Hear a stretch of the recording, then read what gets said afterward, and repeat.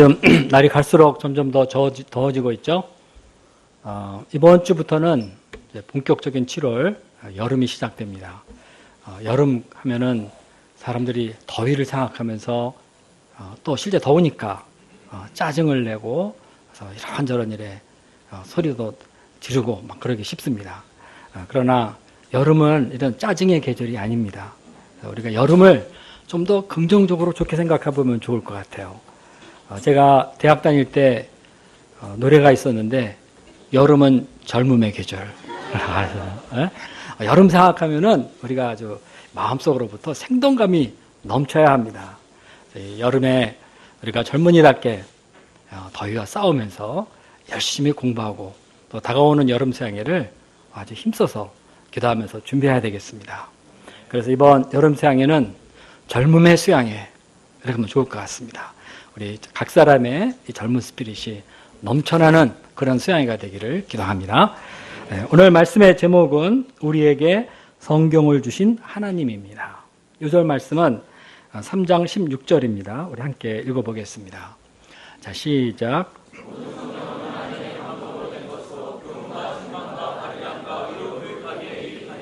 하나님 아버지, 귀한 주의를 허락하시고 저희가 주님 앞에 나오게 하여서 감사합니다. 아버지 하나님, 제가 여기 있습니다.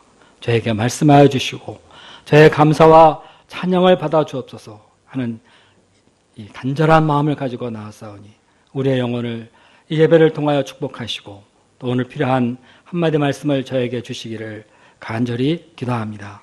특별히 오늘 말씀 통하여서 성경을 주신 하나님의 지혜와 은혜를 새롭게 배울 수 있도록 도와주십시오. 예수님의 이름으로 기도했습니다. 아멘.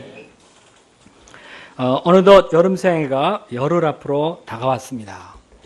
우리는 매번 수양회 때 많은 은혜를 받고 여름 수양회가 끝날 때면은 또 내년 여름 수양회까지 어떻게 기다리나 하면서 아쉬워하기도 합니다.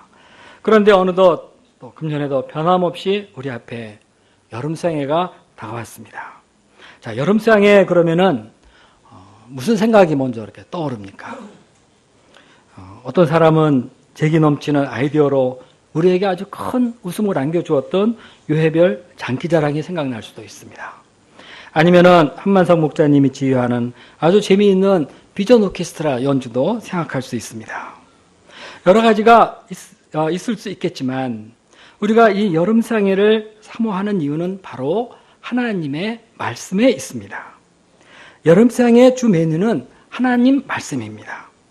우리는 수양회를 위해 기도할 때마다 양들을 위해 간절히 기도하되 무엇보다도 이 말씀의 은혜가 풍성한 그런 수양회가 되기를 기도합니다. 왜냐하면 이 말씀의 은혜가 없는 수양회는 상상할 수 없기 때문에 그렇습니다. 말씀을 들음으로 우리는 제3의 은혜를 누리고 감사하고 기뻐하게 됩니다. 그래서 수양의 폐의 말씀으로 요한복음 15장 내 안에 거하라 하는 이 말씀을 전하면서 수양회 때 받은 이 말씀의 은혜의 기초에서 이제 더욱더 주의 말씀 안에 거하자 하는 이런 메시지를 전하기도 합니다. 이것은 우리가 이미 수양회를 통해서 말씀이 우리 삶에 얼마나 중요한가 하는 것을 깨달았기 때문입니다. 자, 그렇다면 말씀이란 도대체 어떤 것이길래 이렇게 우리 삶의 중심이 되는 겁니까? 오늘 본문은 성경이 무엇인지, 다시 말해 말씀이 무엇인지에 대해서 아주 간략하면서도 포인트 있게 그리고 핵심적으로 잘 소개해주고 있습니다. 베드로 전후서는 사도 바울이 이제 에베소 교회의 목회를 시작하게 된 젊은 디모데에게 주는 충고와 권면의 말씀이 담겨있다 해서 우리가 목회 서신이라고 부릅니다. 오늘 본문은 그 중에 일부로서 특별히 하나님의 말씀, 곧 성경이 얼마나 중요한가, 그 절대성과 능력에 대해서 말해주면서 디모데가 이 성경 하나님의 말씀을 꽉 붙들도록 말하고 있습니다. 특별히 사도 바울은 이 세상이 죄로 고통하는 때가 올 텐데 이 악한 세상을 이기고 교회와 양을 지킬 수 있는 비결이 바로 하나님 말씀에 있다 하는 것을 강조하고 있습니다. 오늘 우리가 읽은 본문 1절을 보십시오. 이렇게 시작하고 있습니다. 너는 이것을 알라. 말세에 고통하는 때가 올 것이다. 이 고통하는 때가 영어로는 terrible time, 아주 끔찍스러운 그러한 때가 올 것이다 하고 말합니다. 사람들이 자기를 사랑하고 돈을 사랑하며 자랑하며 교만하고 비방하고 부모님을 거역하고 감사치 않고 거룩하지 아니하며 무정하고 원통하고 이 원통함을 풀지 않고 모함하고 절제하지 못하고 사납고 선한 것을 좋아하지 아니하며 또 배신하며 조급하고 자만하며 쾌락 사랑하기를 하나님 사랑하는 것보다 더한다. 이것만 읽어봐도 정말 끔찍한 일이 아닐 수 없습니다. 그러나 이러한 때가 올 것이라고 합니다. 사도 바울의 때 사실 그때가 그러했고 지금 우리가 사는 시대가 바로 이런 시대입니다.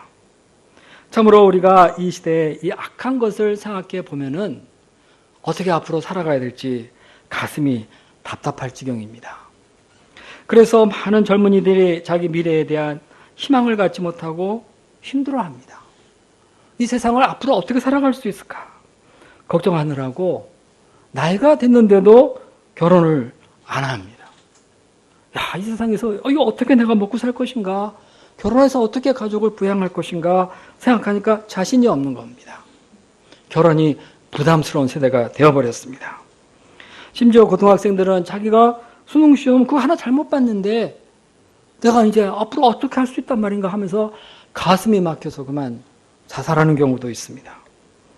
이 세대는 참으로 음란하고 폐역하기가 짝이 없습니다. 어제는 미국 대법원에서 동성애 결혼안에 대한 합헌 결정이 내려졌습니다. 그리고 오바마 대통령은 이제 누구든지 동성애자를 차별하는 사람은 미국의 다양성과 평등 정신을 저해하는 미국의 적으로 간주하겠다 하는 내용의 이메일을 미국 각 행정부서와 군대에 발송했습니다. 자, 미국이라는 이 나라가 아프리카 저 구석에 있는 조그만 나라라면은 뭐 그런가 보다 하고 우리 지나갈 수도 있겠지만 지도를 펴고 한번 보십시오. 이 나라가 얼마나 큰 나라입니까? 영향력이 엄청 큰 나라입니다. 그런 나라에서 이런 일이 벌어지고 있으니 이제 다른 나라에서 이 문제에 대해서 어떤 입장을 취하겠습니까? 우리나라도 오늘 서울 광장에서 동성애자들이 퀴어 행진을 하면서 우리도 사랑과 결혼할 권리가 있다는 퍼레이드를 한다고 합니다. 그리고 국회에서는 이들의 주장을 옹호하는 차별금지법이 준비되고 있습니다. 자, 이 법안이 통과되면 우리 젊은이와 어린이들이 무엇을 배워야 하는지 아십니까?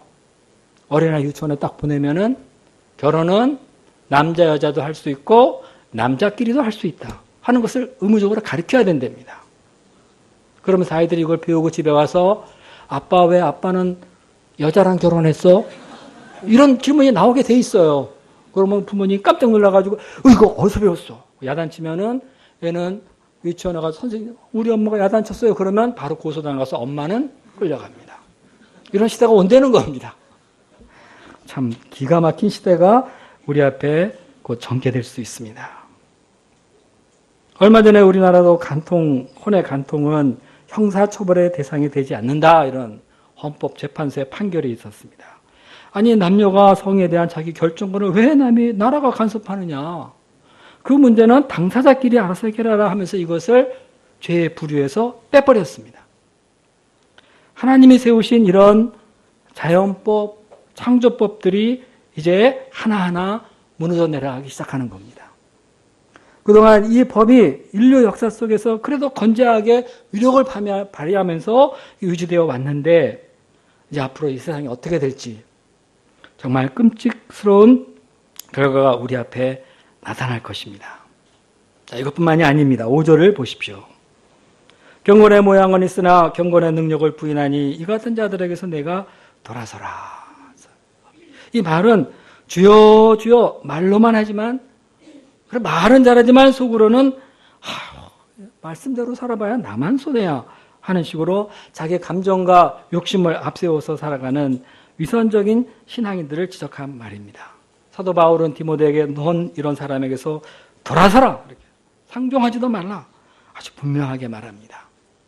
이어서 바울은 5절과 9절에서 당시 악한 목적을 가지고 거짓 교훈을 가르치며 여자들을 유혹하는 이단의 무리에 대해서 말하며 이것도 경계해야 된다 하고 가르쳐주고 있습니다. 우리의 주변을 보면은 이단들이 얼마나 많은 사람들을 유혹하고 멸망에 빠뜨린지 모릅니다. JMS는 얼마나 많은 자매님들을 유혹해서 제 가운데 빠뜨리는지 모릅니다. 요즘 신천지 이단의 거짓과 제약이 방송 매체나 인터넷에 자주 나타나고 있습니다. 이 교주인 이만희 할아버지는 자기가 말세에 나타날 성경의 화신이다 이러면서 하여튼 뭐 성경을 나름대로 연구를 많이 해서 이렇게 저렇게 아주 연결을 잘해서 사람들에게 뭔가 새로운 것을 깨닫게 해준다 그러면서 가르치고 그 많은 사람들이 그것에 미혹이 되어서 그 안에 들어가 군대식 충성을 맹세합니다. 이 할아버지는 분명하지도 않은 발음으로 제가 인터넷에서 보니까 분명하지도 않은 발음으로 우리 조정리 배반자가 있어요. 내가 다 조사하고 있어요. 그러니까 막 이러가면서 신도들을 겁주고 있는데 이런 말을 듣는 신도들이 쩔쩔맵니다. 배교해 배교 막 이러가면서 이 할아버지 대단해요. 그러나 그 교주의 거짓됨과 그것을 믿고 따르는 사람들의 어리석음은 드러나고 있고 또 앞으로도 드러날 것입니다. 이런 제약된 세상에서 믿음으로 살고자 하는 사람들이 온전하겠습니까? 사도 바울은 12절을 보십시오. 우리 그리스도 예수 안에서 경건하게 살고자 하는 자는 박해를 받으리라. 13절을 보십시오. 악한 사람들과 속이는 자들은 더욱 악하여져서 속이기도 하고 속기도 하나니. 진다니엘 목자님은 회사 상사들과 가까이 지내는데 그럴수록 그들이 겉으로는 안 그런 척하지만 어쩐지 살아남고자 그리고 진급하고자 얼마나 속고 속이는지 다 보게 된다고 합니다. 이런 걸 보는 걸 하루 이틀도 아니고 매일 이런 사람들과 함께 지내면서 보고 살자니 내가 계속 이 회사를 다녀야 하는가 하는 생각에 힘들어할 때가 아주 많다고 합니다. 정말 이런 세상을 우리가 어떻게 살아가야 하겠습니까? 이상에서 말한 이런 말세 지경의 세상을 우리가 어떻게 이겨나갈 수 있겠습니까? 그런 비결이 있습니까? 자, 사도 바울은 말합니다. 14절 전반부를 우리 다 함께 읽어보겠습니다. 자, 시작. 네, 거기까지요. 자, 그러나 너는 배우고 확신하는 일에 거하라 이렇게 말하고 있습니다. 여기서 그러나 너는 하는 이 말은 but as for you 그러나 너는 이 말은 마치 노아가 그 시대의 죄악을 거스러서 하나님과 동행하는 삶을 살았듯 그러나 너는 하는 이런 말과도 같은 것입니다. 배우고 확신하는 일에 거하라. 여기에 승리의 비결이 있다 하는 것입니다. 이것은 디모데가 바울로부터 배우고 확신한 복음과 어려서부터 유대인 외조모 로이스와 어머니 유니게로부터 배운 성경 말씀 안에 거하라는 것입니다. 자, 거하라 하는 것은 우리 잘 알듯이 계속 어떤 경우에도 그 말씀을 떠나지 않고 그 말씀을 붙들고 의지하면서 살아가라 하는 것입니다. 시대가 어려울수록 많은 사람들의 믿음이 흔들립니다. 그러나 사도 바울은 아무리 시대가 악해도 배우고 확신한 일, 곧 하나님의 말씀에 거하라 이렇게 말하고 있습니다. 왜 그렇습니까? 여기에 바로 말씀의 비범성이 있기 때문에 그렇습니다. 첫째, 성경에는 구원에 이르는 지혜가 있습니다. 자, 15절 후반부를 보십시오. 성경은 능히 너로 하여금 그리스도 예수 안에 있는 믿음으로 말미암아 구원에 이르는 지혜가 있게 하느니라. 책은 우리 삶에 많은 유익을 가져다 줍니다. 전공에 유익하고 기술을 익히는 데도 유익하고 건강에도 유익합니다. 어떤 책은 돈 잘 버는 법을 가르쳐주고 어떤 책은 수능 1등급 받는 방법을 잘 가르쳐주고 어떤 책은 이렇게만 하면 석 달 만에 원어민같이 영어를 할 수 있다는 것도 가르쳐줍니다. 세상에는 정말 많고 많은 책이 있습니다. 이런 책들은 가만히 읽으면 우리를 어쩌든지 도우려고 애쓰는 것 같습니다. 우리 인생의 길잡이가 되어주기도 하고 우리 삶의 중요한 멘토 역할을 하기도 합니다. 그러나 그 책이 우리 삶에 아무리 유익하다 하더라도 우리 영혼에 구원을 주지는 못합니다. 많은 책들이 구원에 대해서 말해보려는 시도를 하기는 합니다. 그러나 실제 독자들이 손에 이 구원을 확실하게 쥐어주는 것은 없습니다. 뭔가 말할 듯 하지만 끝에서는 흐지부지 끝납니다. 여러분이 알아서 수행해야 됩니다. 왜 그런지 아십니까? 모르기 때문에 그런 겁니다. 모르기 때문에 말을 못하는 겁니다. 이 세상 사람들은 사람을 구원케 하는 지혜를 가지고 있지 않습니다. 이 구원은 하나님과의 관계성 문제이기 때문입니다. 구원을 위해서는 하나님과 우리 사이에 죄 문제가 해결돼야 됩니다. 하나님으로부터 용서를 받아야 하는데 우리가 어떻게 이 용서를 받아낼 수 있습니까? 그런데 본문이 말해줍니다. 성경은 그리스도 예수 안에 있는 믿음으로 말미암아 구원을 얻게 하는 지혜가 있습니다. 이 지혜는 하나님으로부터 오는 지혜입니다. 하나님은 사랑이면서도 동시에 공의의 하나님이십니다. 하나님은 죄인을 심판하자니 불쌍하고 그렇다고 다 구원하자니 죄에 대한 공의는 무너지고 그래서 하나님은 이 문제를 해결하기 위해서 독생자를 보내주셨습니다. 그리고 그가 우리 죄를 위하여서 대속해 십자가에 피 흘려 죽게 하셨습니다. 여기에는 하나님에게 아주 큰 아픔이 있습니다. 그러나 하나님은 이런 방법으로 우리의 죄 문제를 해결해 주시고 이제는 누구든지 이 예수를 믿고 영접하기만 하면 다 구원에 이르게 하셨습니다. 결국 하나님은 예수님의 십자가를 통해서 우리를 향한 당신의 사랑도 온전하게 나타나고 죄에 대한 공의도 나타내셨습니다. 성경은 바로 이렇게 예수 그리스도를 믿는 믿음으로 말미암는 구원의 지혜가 담긴 책입니다. 그래서 누구든지 성경을 통해 구원의 지혜를 얻고 그리스도를 영접하면 구원받을 수 있습니다.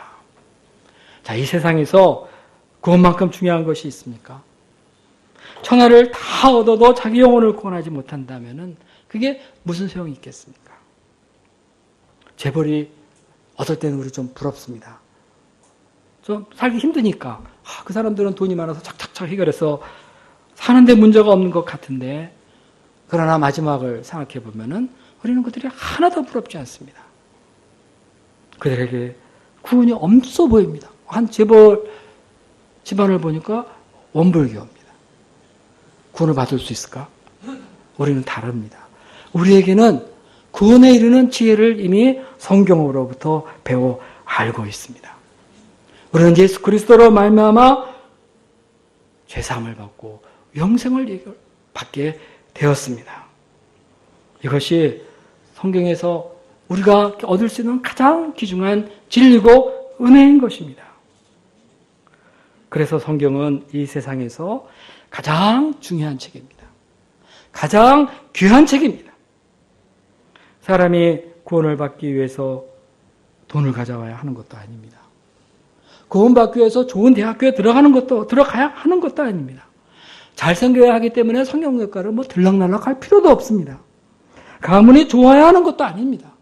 하여튼 누구든지 성경을 배우고 이 예수님을 영접하면은 구원을 얻습니다. 성경 안에 이 구원에 이르는 이 지혜가 담겨 있다.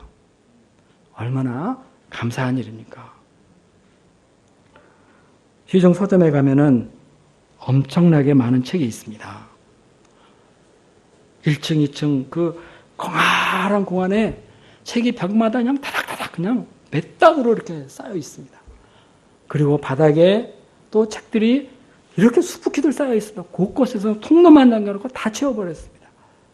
그 정도만이 아니라 이렇게 쌓아놓은 거 아래에 또 몇 단을 만들어서 거기다 책을 다 집어넣고 팔고 있습니다. 세상의 책이 얼마나 많은지 모릅니다. 그러나 이 많은 책들 중에서 오직 성경 하나만이 우리를 죄와 사망에서 구원해주고 영생에 이르게 할 뿐입니다. 성경을 손에 받은 사람은 인생 최고의 책을 받은 사람들입니다. 제 가운데 방황하다가 고통 속에서 죽고 영원의 심판 받을 수밖에 없는 우리를 위해 독생의 자를 주시고 이를 알라고 성경을 주신 이 하나님, 이 하나님께 감사와 찬양을 드립니다. 우리 성경 한번 만져볼까요? 하나님 감사합니다. 나에게 1:1 목자가 있어서 끈질기게 나를 따라다니면서 가르쳐 주시는 이 목자가 있게 하신 하나님 감사합니다. 한번 해봐요. 이렇게 만지면서 하나님 감사합니다. 내게 이 구원의 책을 주신 것을 감사합니다. 자, 둘째로 성경은 교훈과 책망과 바르게 함과 의로 교육하기에 유익하다고 하였습니다. 16절을 보십시오. 모든 성경은 하나님의 감동으로 된 것으로서 교훈과 책망과 바르게 함과 의로 교육하기에 유익하니. 자, 성경의 기록자는 하나님의 영에 깊이 감동되었습니다. 그리고 기록하였습니다. 어느 정도 감동되었느냐 하면은 성경의 글자 하나하나가 다 성령에 감동되어져서 선택되어졌을 정도입니다. 우리는 이것을 축자영감이다 하는 말을 합니다.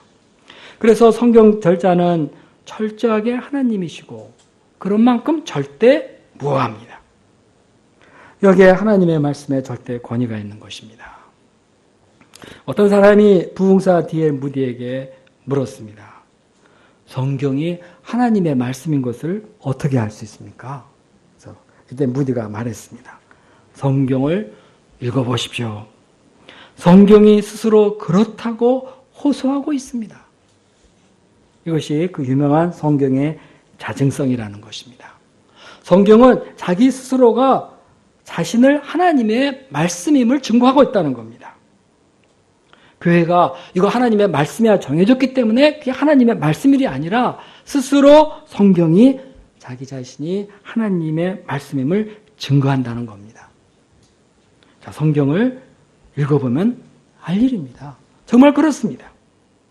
겸손히 순종하는 마음을 가지고 성경을 읽는 사람이 하나님의 음성을 들을 수 있고, 하나님이 여기서 이런 말씀을 나에게 하시는구나 하고 깨달으면서 마음에 뜨거운 변화가 일어나고 삶의 변화가 따라옵니다. 어떤 사람은 성경을 읽고 구약의 하나님은 잔인하다고 합니다. 막 가나안 족속들을 막 다 죽이고 이러니까 구약의 하나님은 잔인하고 신약의 하나님은 원수도 사랑하라 그랬으니까 신약의 하나님은 사랑의 하나님이다. 그러므로 우리는 구약을 하나님의 말씀으로 인정할 수 없다. 신약만 성경으로 삼겠다.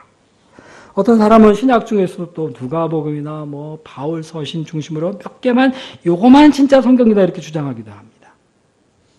어떤 사람은 성경이 여기서는 이렇게 말하고 왜 저기서 저렇게 말해? 앞뒤가 안 맞네 하면서 주장하고 성경 가르치면 오류가 많다고 말합니다.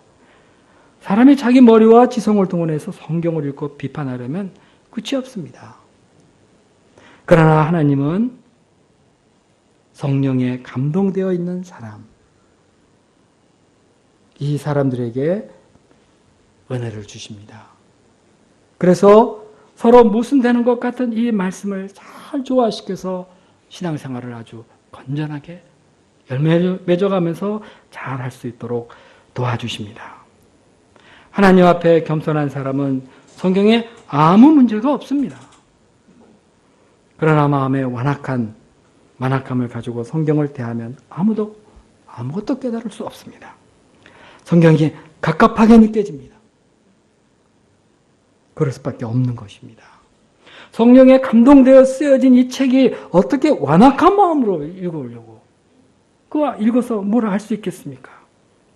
그러므로 누구든지 겸손한 마음으로 기도하면서 성령의 도우심을 구하고 읽을 때 성경 한 말씀은 우리에게 뜨거운 감동이 되고 나의 삶을 변화시키고 나를 구원으로 인도하게 되는 것입니다. 하나님은 이렇게 우리에게 성경을 주시고 이 성경 말씀을 통해서 우리에게 다가오십니다. 성경을 통해서 우리에게 다가오시는 하나님, 이 하나님께 감사와 찬양을 드립니다. 하나님이 우리에게 어떻게 다가올까 하시다가 말씀을 주셔서 아주 명확하게 구체적으로 다가오셔서 말씀하십니다. 자, 그러면 이 성경은 구체적으로 우리에게 삶 속에 어떤 유익을 줍니까? 교훈과 책망과 바르게 함과 의로 교육하기에 유익하니. 하나님은 성경을 통해서 우리에게 교훈도 주시고 책망도 하십니다. 성경에는 아주 뛰어난 믿음의 교훈들이 많이 있습니다. 그래서 어떤 사람은 교양 삼아 읽어보겠다는 말도 합니다. 얼마나 깨달을지 모르겠지만은 하여튼 성경은 글자 그대로만 읽어봐도 아주 뛰어난 교훈들이 넘쳐납니다. 먹고 살 것을 걱정하는 사람들에게 성경은 이렇게 교훈합니다. 공중의 새를 보라.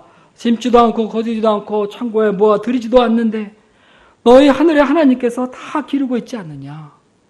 너희들은 이것보다 더 귀한 사람들이 아니냐. 자, 들에 핀 백합화 봐라. 다 얼마나 예쁘게 저렇게 입고 있느냐. 너희들은 이것보다 더 귀하지 않느냐. 저거 오늘 저렇게 있다가 내일 아궁이에 던져지는데 더 귀한 너희들 하나님이 먹이시고 입히지 않겠느냐.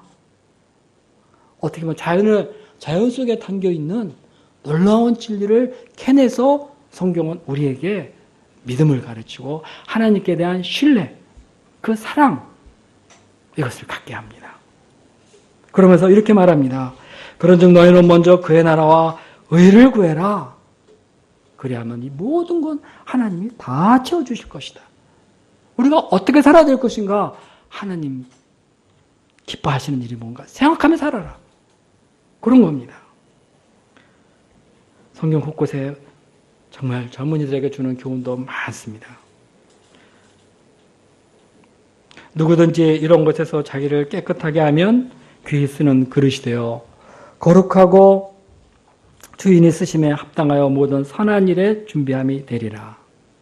또한 너는 청년의 정욕을 피하고 주를 깨끗한 마음으로 부르는 자들과 함께 의와 믿음과 사랑과 화평을 따라라. 얼마나 귀한 말씀입니까? 성경에는 책망의 말씀도 되게 많아요. 할 수 있거든이 무슨 말이냐. 믿는 자에게 능치 못할 일이 없느니라 하고 우리의 불신을 책망하고, 우리가 하나님을 믿다가 뭐 이렇게 저렇게 도대체 양다리 걸치고 많이 그러잖아요. 그건 성경이 가르칩니다.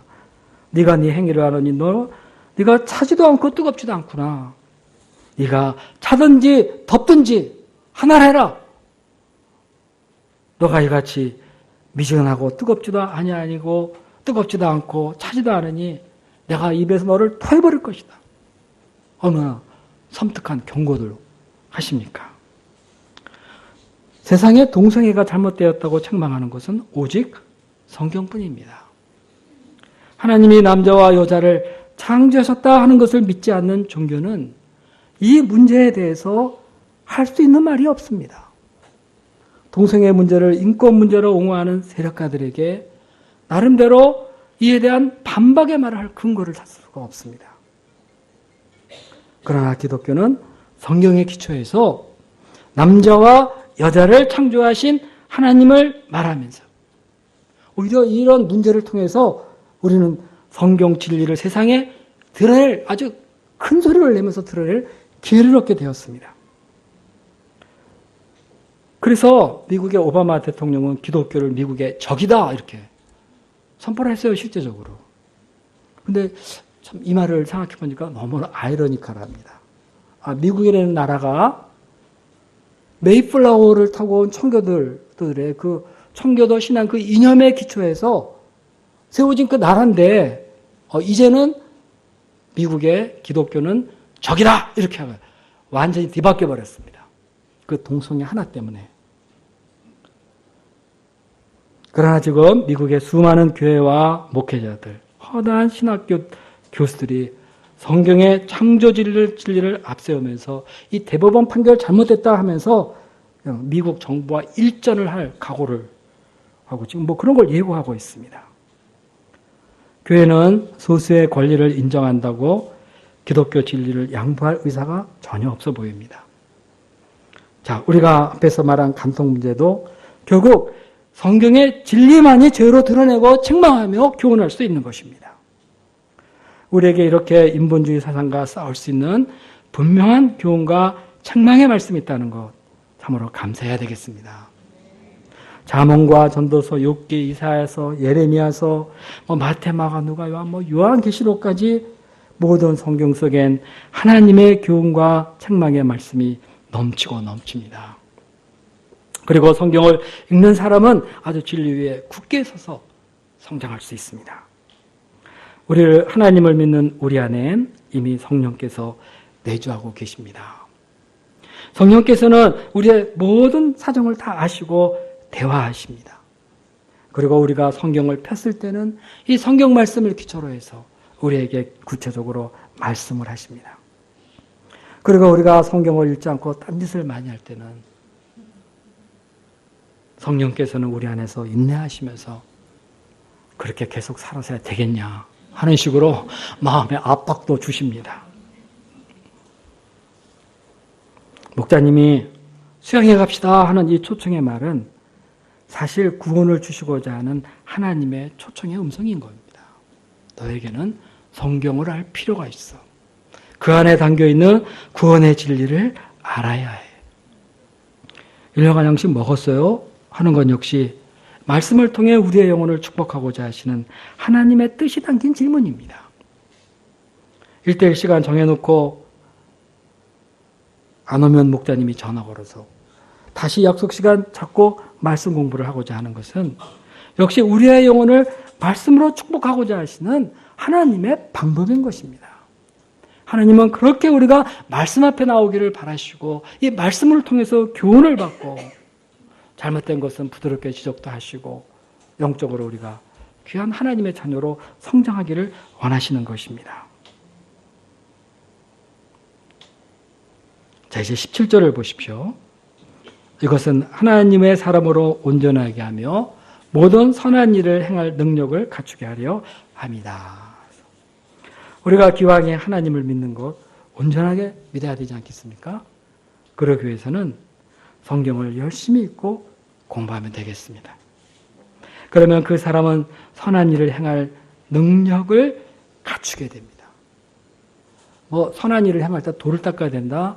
물론 좀 필요하겠죠. 그러나 성경을 읽고 그 성경이 우리 마음에 감동이 되면은 우리 내면이 변하고 인생 철학이 바뀌고 삶의 형태가 바뀌어버립니다. 우리가 잘 아는 영국의 조지 뮬러는 3,000명의 고아를 돌본 사랑의 아버지라는 칭호를 갖고 있습니다. 그는 이런 질문을 받은 적이 있습니다. 어떻게 그렇게 엄청난 일을 할 수 있으셨습니까? 그가 대답합니다.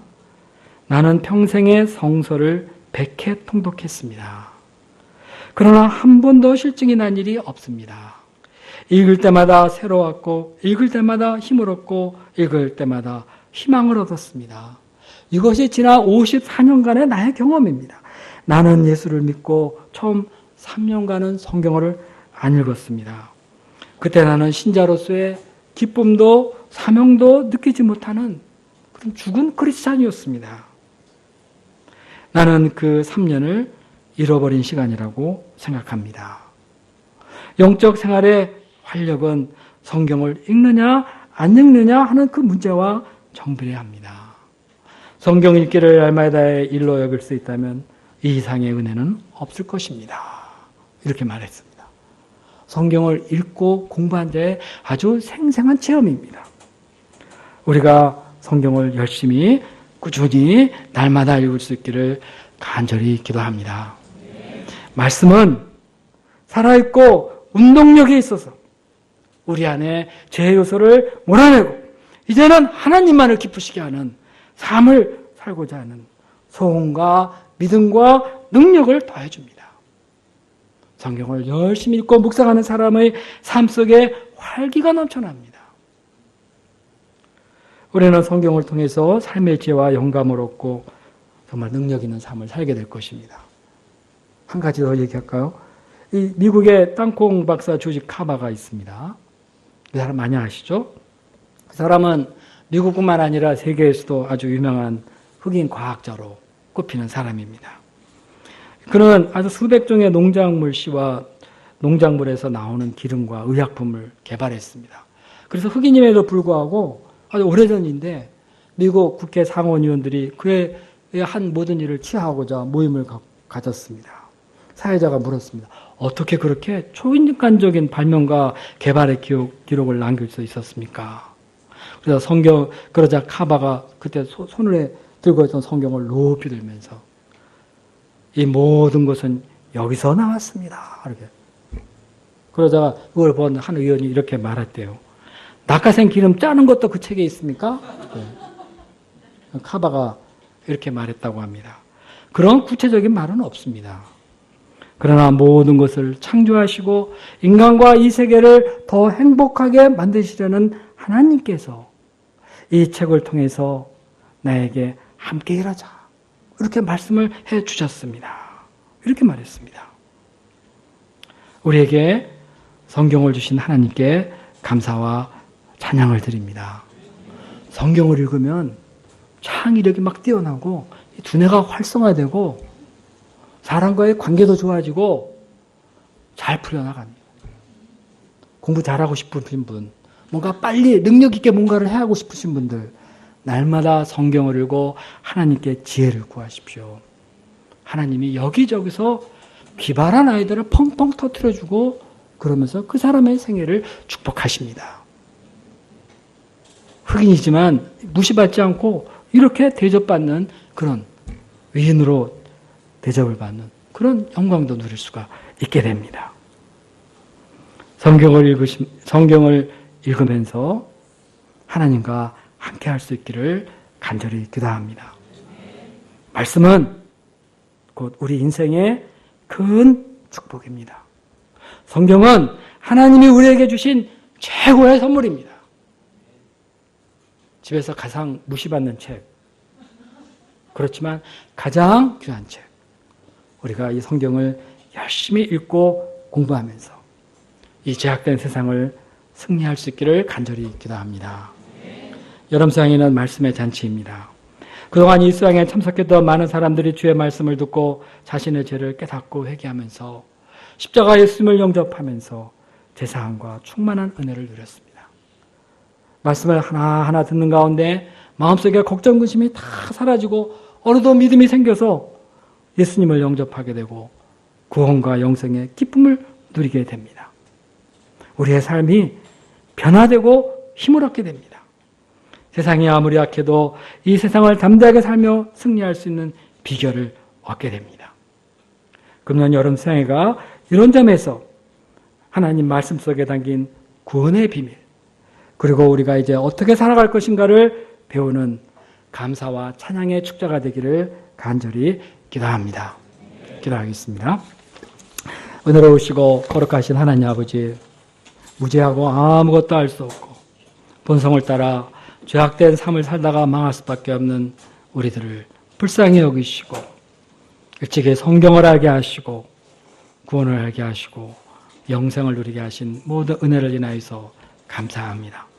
세상이 날아갈수록 제약되고 거칠어가지만 그러나 이 세상을 담대히 이겨나갈 수 있는 그러한 믿음도 성경을 통해서 우리에게 주시는 이 하나님의 은혜에 감사와 찬양을 드립니다.